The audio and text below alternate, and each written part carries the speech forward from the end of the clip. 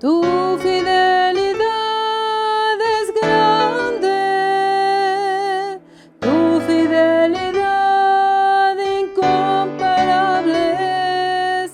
Nadie como tú, bendito Dios. Grande es tu fidelidad. Tu fidelidad es grande, tu fidelidad incomparable es. Nadie como tú, bendito Dios. Grande es tu fidelidad. Tu fidelidad es grande, tu fidelidad incomparable es. Nadie como tú, bendito Dios. Grande es tu fidelidad.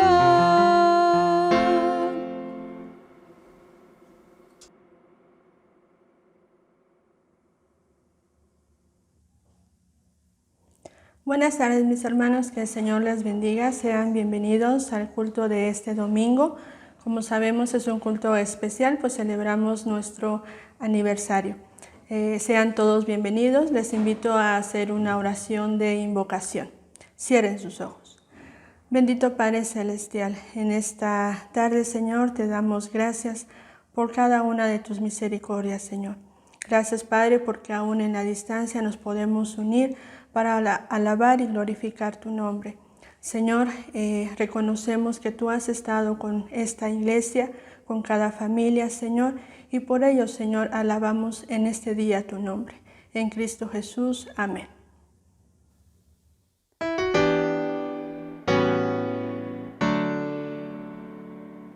Majestuoso, poderoso, digno de loor, proclamemos su grandeza hoy. Jesucristo es Rey, Jesucristo es Rey. Postrado soy ante sus pies, Jesucristo es Rey.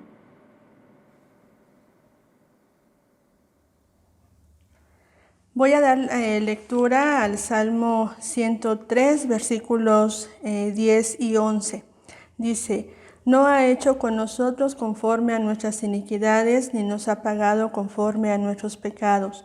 Porque como la altura de los cielos sobre la tierra, engrandeció su misericordia sobre los que le temen.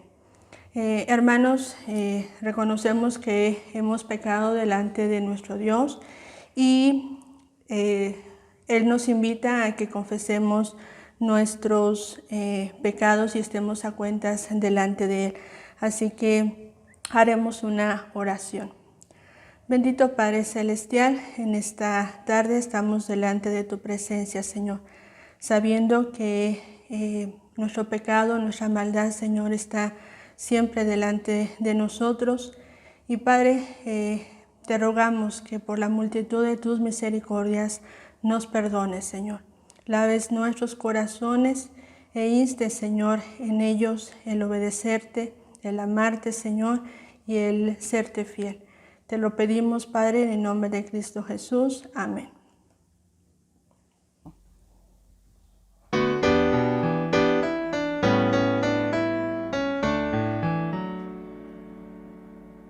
Unidos, unidos en tu nombre, unidos, unidos en tu nombre, unidos, pues en este mundo paz y amor tendremos, pues en este mundo paz y amor tendremos. Siempre unidos, tomados de la mano, iremos.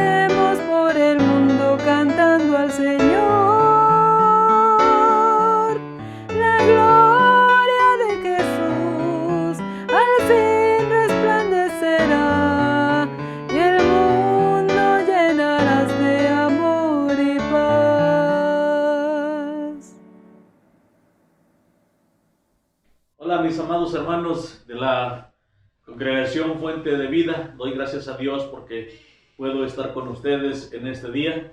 Por si alguien no me conoce, yo soy el pastor Sabas Juan Rodríguez. Hace ya bastantes años yo estuve en la iglesia que anteriormente era el Calvario. Doy gracias a Dios porque ahí tuve la bendición de ser miembro de la iglesia. Tuve la bendición de ser diácono, fui anciano de iglesia, y de ahí salí también para ir al seminario para prepararme al pastorado. Así que gracias a Dios porque yo salí de ahí, de esa iglesia que en ese entonces se llamaba Iglesia Nacional Presbiteriana El Calvario. Sí, ahora es la Congregación Fuente de Vida. Bueno, gracias a Dios porque me da la bendición de poder estar con ustedes en esta hora, en este día, en este aniversario. Es para mí un gran privilegio el poder compartir con ustedes la palabra de nuestro Dios. Voy a compartirles un pasaje que se encuentra en Hechos 11, 19 al 26. Y dice la palabra de nuestro Dios de la siguiente manera: Ahora bien, los que habían sido esparcidos a causa de la persecución que hubo con motivo de Esteban, pasaron hasta Fenicia, Chipre y Antioquía, no hablando a nadie la palabra, sino solo a los judíos. Pero había entre ellos un varón de Chipre, unos varones de Chipre y de Cirene, los cuales, cuando entraron a Antioquía, hablaron también a los griegos, anunciando el evangelio del Señor Jesús. Y la mano del Señor estaba con ellos, y gran número creyó y se convirtió al Señor. Pero la noticia de estas cosas llegó a oídos de la iglesia que estaba en Jerusalén, y enviaron a Bernabé que fuese hasta Antioquía. Cuando llegó, vio la gracia de Dios, se regocijó y exhortó a todos a que con propósito de corazón permaneciesen fieles al Señor, porque era varón bueno y lleno del Espíritu Santo y de fe, y una gran multitud fue agregada al Señor. Gracias a Dios porque sin duda en estos tiempos difíciles que estamos viviendo podemos decir que la obra del Señor sigue viva, que la iglesia de Dios sigue viva. Y gracias a Dios porque la iglesia, la congregación, espero que sigan siendo efectivamente una fuente de agua viva, una fuente de veras de vida, una fuente que resulte para bendición de muchos. Gracias a Dios por ustedes, mis amados hermanos. Y bueno, vamos a comentar un poquito acerca de este pasaje. El tema de hoy, una iglesia viva. Y una iglesia viva sin duda sabe aprovechar las oportunidades. Nosotros pudiéramos pensar en estos tiempos que la iglesia está siendo derrotada, que la iglesia está decaída, que los templos están cerrados. Bueno, si lo vemos en el aspecto negativo, nuestra mente también se va a llenar de cosas negativas. Pero si nosotros lo vemos en el aspecto positivo, llegamos a la conclusión de que la obra de Dios ha estado siempre viva, porque la palabra de Dios es viva. Y la iglesia no son los templos, la iglesia no son los edificios, la iglesia son sus componentes, los miembros, los que se reúnen en esos templos y que ahora nos reunimos en nuestras propias casas y que ahora usamos de estos medios para comunicarnos y seguir adelante en las cosas de nuestro Dios. Así que una iglesia viva aprovecha las oportunidades. ¿Qué tiempos estaban viviendo cuando se habla en esta historia? Sin duda tiempos difíciles. Dice el versículo 19 y 20. Ahora bien, los que habían sido esparcidos a causa de la persecución que hubo con motivo de Esteban, pasaron hasta Fenicia, Chipre y Antioquía, no hablando a nadie la palabra, sino solo a los judíos. Pero había entre ellos unos varones de Chipre y de Cirene, los cuales cuando entraron en Antioquía hablaron también a los griegos, anunciando el evangelio del Señor. A veces nosotros pensamos que las oportunidades solamente son cuando vienen las cosas bonitas, cuando hay momentos gratos. Si nosotros vemos aquí, había empezado la persecución en contra del cristianismo. O como dice Pablo, en contra de los de ese camino. Porque Saulo de Tarso fue uno de los más grandes perseguidores al principio. Pero vemos cómo dice que, en el capítulo 7 nos habla de cómo fue lapidado Esteban. ¿Sí? Y sin embargo, ante los conflictos, estos hombres, estos cristianos, no se dieron por vencidos, no se dieron por derrotados. Al contrario, estaban dispuestos a seguir testificando de su fe. Esteban había sido ya lapidado. Los creyentes en Jerusalén eran perseguidos, salieron huyendo, pero esto sirvió para testificar. En el capítulo 8, dice en el versículo 4, capítulo 8 de Hechos, en el versículo 4, dice: pero los que fueron esparcidos iban por todas partes anunciando el evangelio. O sea, no se iban solamente quejando, causándose lástima uno al otro.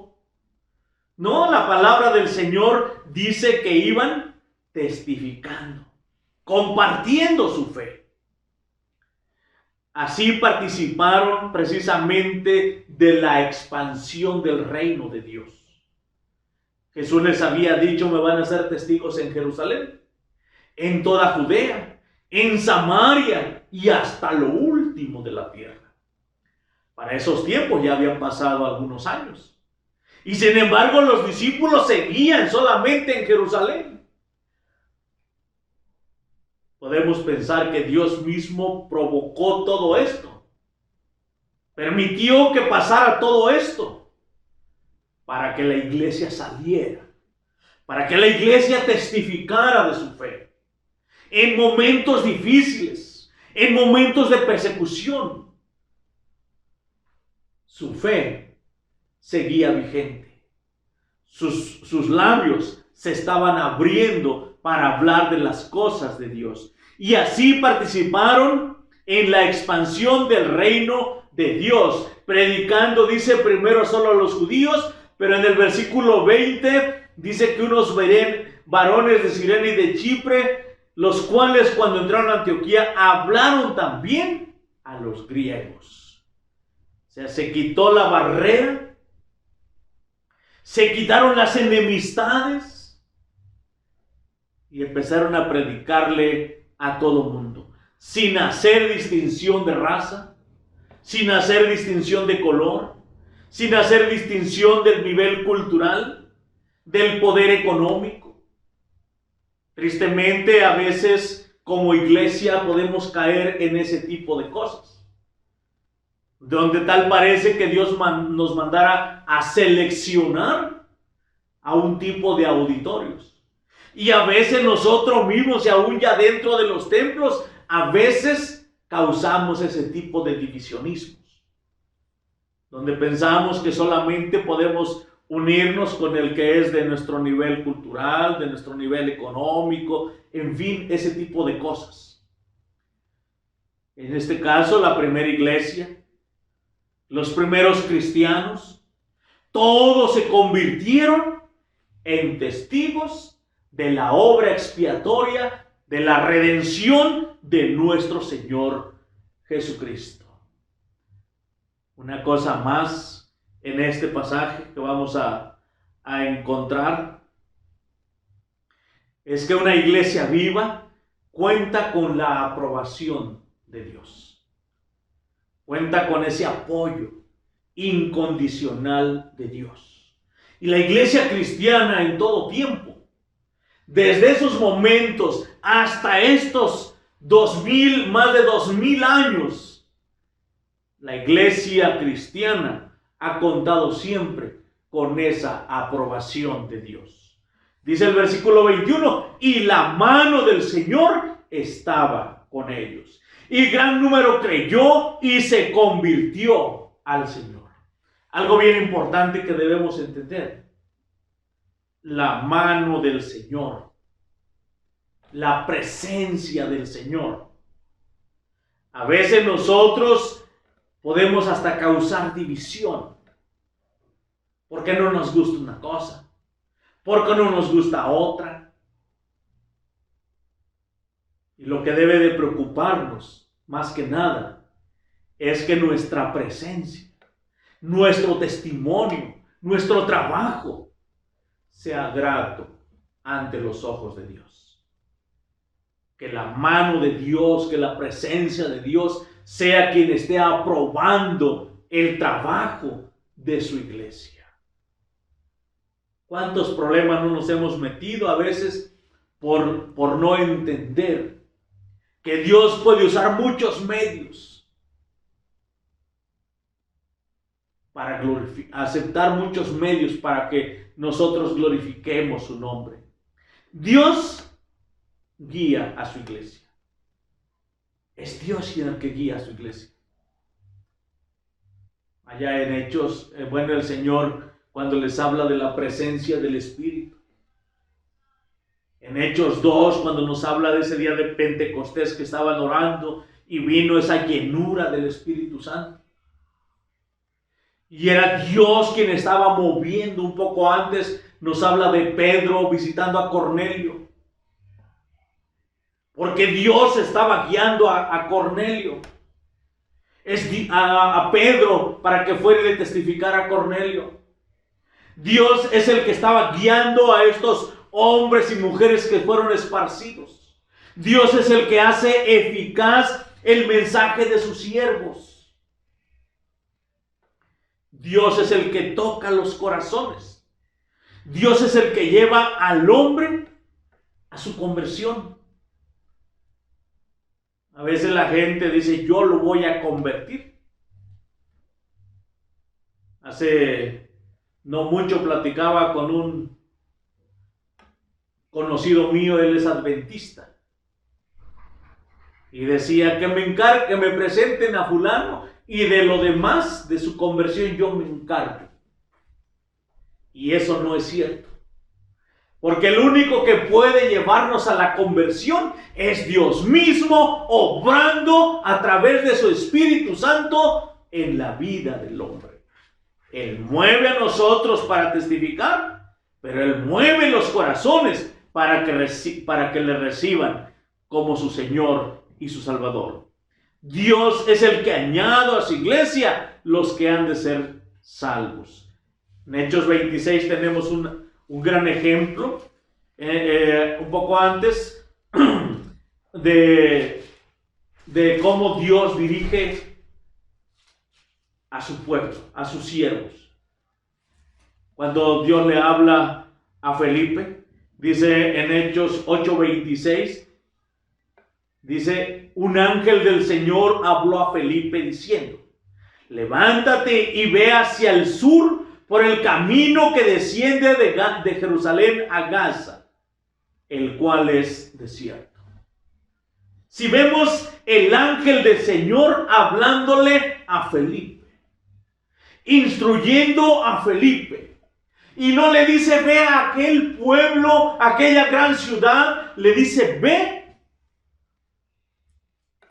a ese lugar, a ese camino, el cual es desierto.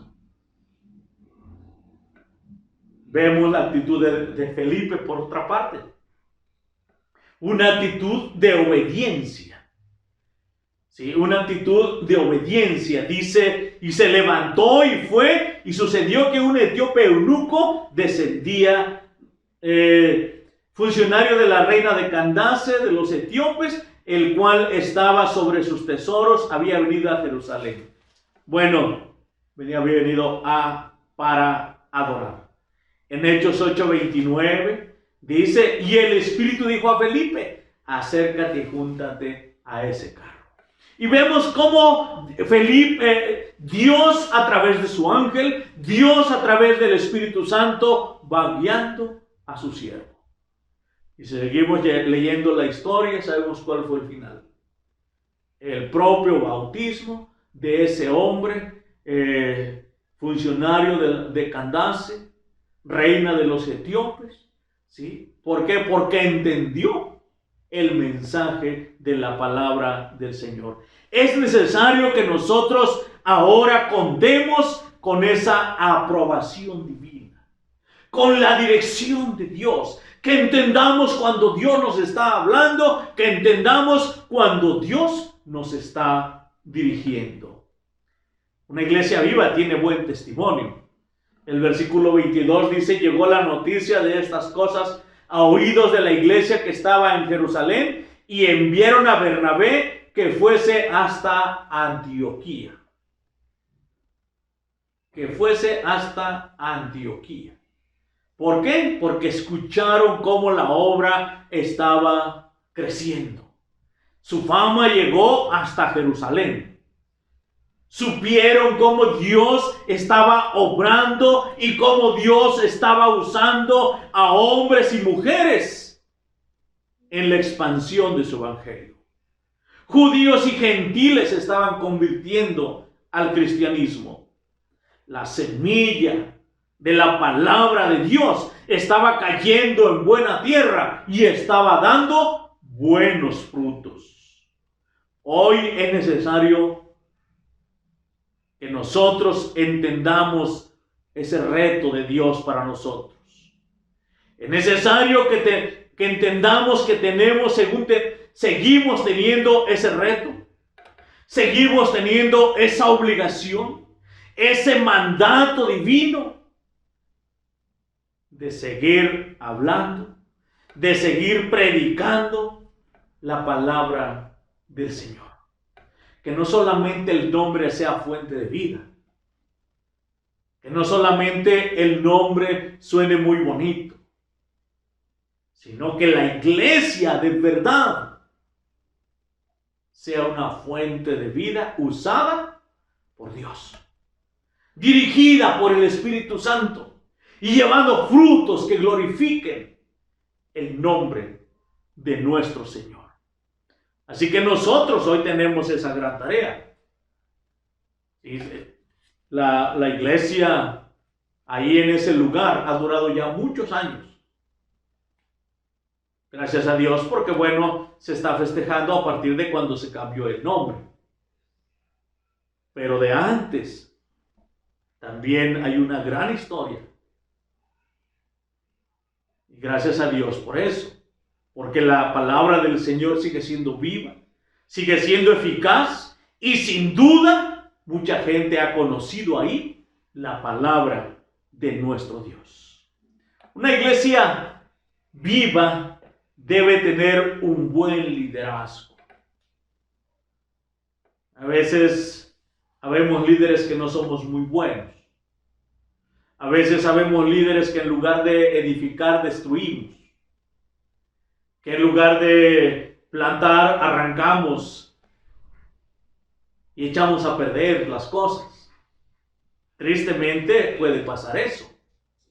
¿Por qué? Porque a veces nuestras ideas no encajan con las ideas de los demás. Y tristemente a veces pensamos que solo nosotros tenemos la razón.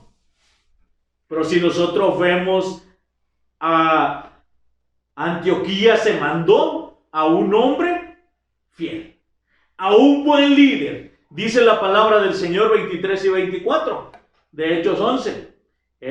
Hablando de Bernabé, cuando llegó y vio la gracia de Dios, se regocijó y exhortó a todos a que con propósito de corazón permaneciesen fieles al Señor, porque era varón bueno y lleno del Espíritu Santo y de fe, y una gran multitud fue agregada al Señor. Si vemos el liderazgo de Esteban, de Bernabé, era un hombre fiel, un hombre honesto, un hombre lleno de fe y del Espíritu. Bernabé fue un hombre maduro, un hombre responsable. No fue del grupo de los apóstoles. Tampoco está dentro de los primeros hombres que se buscaron para que atendieran las mesas, que nosotros decimos los primeros diáconos. Simple y sencillamente fue un hombre obediente al plan de Dios. Cuando vio la gracia de Dios, se regocijó. No fue decir, a ver, ahora judíos para acá, griegos para acá, hombres para acá, mujeres para acá. No. Al contrario, exhortó a la iglesia para que siguieran unidos. Fue lleno de gozo al ver los frutos de ese testimonio activo. Exhortó a todos a permanecer fieles. Tenía buenas cualidades espirituales. ¿Qué cualidades nosotros demandamos ahora de un pastor? A veces pensamos, no, que sea pastor, pero que también tenga otra carrera, que tenga un doctorado, que tenga, que su familia, que su mujer, que sus hijos, que tenga coche, y que hable inglés, y le ponemos quién sabe cuántas cosas al pastor, y a veces nos olvidamos de sus cualidades espirituales. Bernabé, como vemos, ni siquiera aparece en el grupo de los apóstoles, ni de los primeros diáconos. Sin embargo, la palabra del Señor dice que era un varón bueno, lleno del Espíritu Santo y de fe. Y dice, y una gran multitud fue agregada al Señor. ¿Qué quiere decir esto? Que Bernabé era un hombre, un fiel siervo de Dios. Por último, siguiendo con lo de Bernabé, era un hombre que sabía compartir sus responsabilidades. Dice en el versículo 25 y 26, y se congregaron allí todo un año con la iglesia. 25, después fue Bernabé a Tarso para buscar a Saulo, y hallándole le trajo a Antioquía. Y se congregaron allí todo un año con la iglesia y enseñaron a mucha gente, y a los discípulos se les llamó cristianos por primera vez en Antioquía. Bernabé no fue un hombre egoísta, no fue un hombre envidioso, no fue el todólogo, buscó ayuda. Y ya juntamente con Saulo, que ya se había convertido para estos tiempos, ya tenía varios años también Saulo de perseguido, ya tenía su buen tiempo. Ahora dice la palabra del Señor que juntos discipularon a los nuevos conversos. Y ahí se les dio este nombre de cristianos por primera vez. El título cristianos para nosotros es algo honorable. Surgió como un apodo, porque seguían a Cristo. Dice, si son seguidores de Cristo, entonces son cristianos. Casi como un apodo. Para nosotros ahora decimos, no todo aquel que se dice cristiano es verdaderamente cristiano, sino aquel que verdaderamente demuestra con hechos de que Cristo le ha salvado, de que Cristo está en su vida.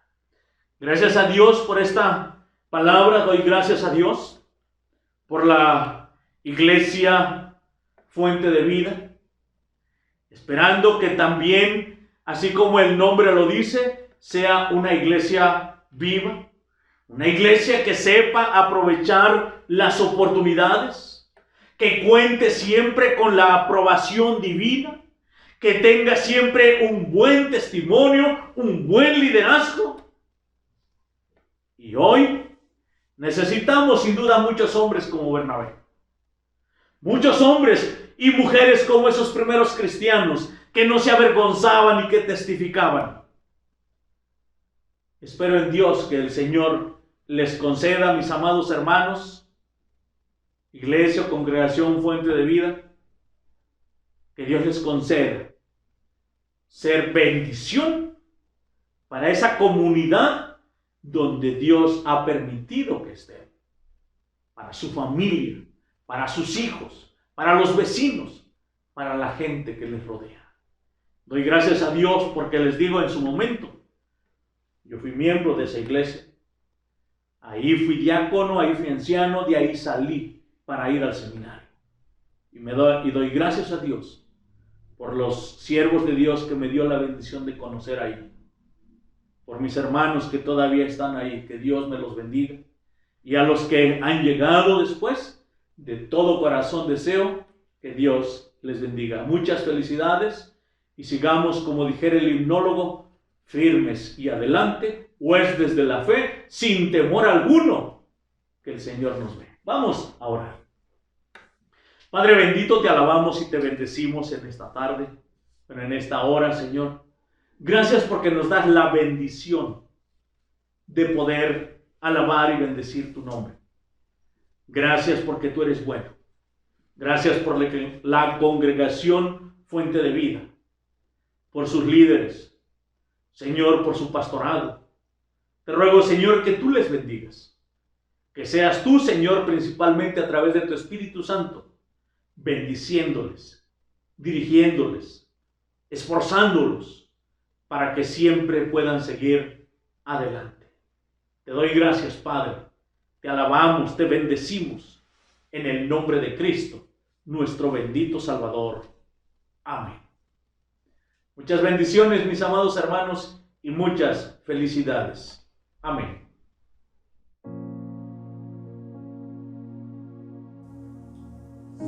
En el año de 1968, el consistorio de la Iglesia Filadelfia y el hermano Catalino Pérez iniciaron una misión llamada El Calvario en la colonia La Perla de Ciudad Nezahualcóyotl.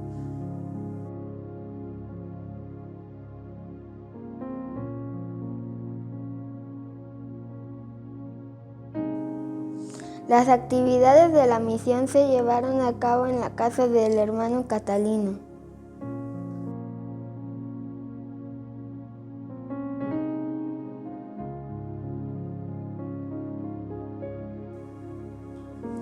En enero de 1975 la misión se convirtió en congregación.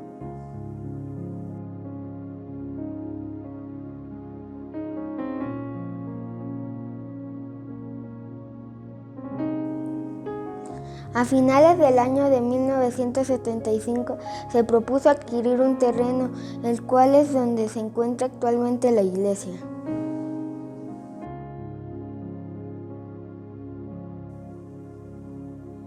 El 4 de enero de 1977 se traslada a su domicilio definitivo, en Ombules 83.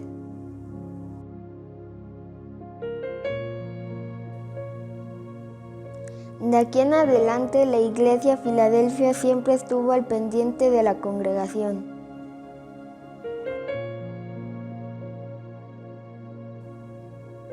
El 4 de enero de 1984, la Congregación del Calvario se constituye como iglesia.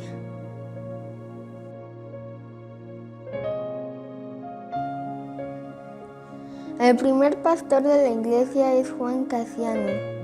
Posteriormente, el presbiterio Filadelfia nombra al hermano Epifanio Contreras Palacios como pastor oficiante. A su vez, designa como obrero de la iglesia al anciano Sabás don Juan Rodríguez.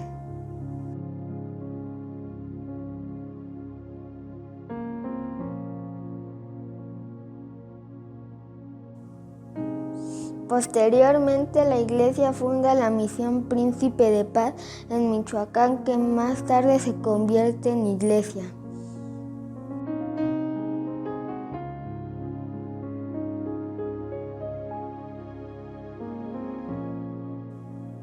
Del 2004 a nuestros días, nuestra iglesia es considerada congregación y desde entonces se encuentra a cargo de la iglesia Emanuel por orden del presbiterio.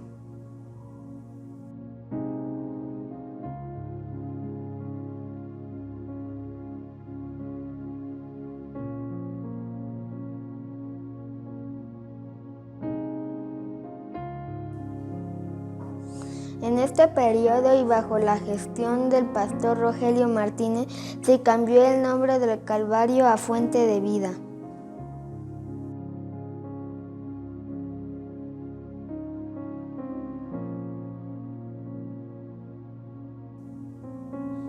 A raíz de la pandemia del 2020, con el apoyo del licenciado Israel Carmona, nos expandimos a las redes, creando un canal de YouTube en donde continuamos nuestro servicio al Señor, con el objetivo de predicar a Cristo, quien es dueño de nuestra congregación.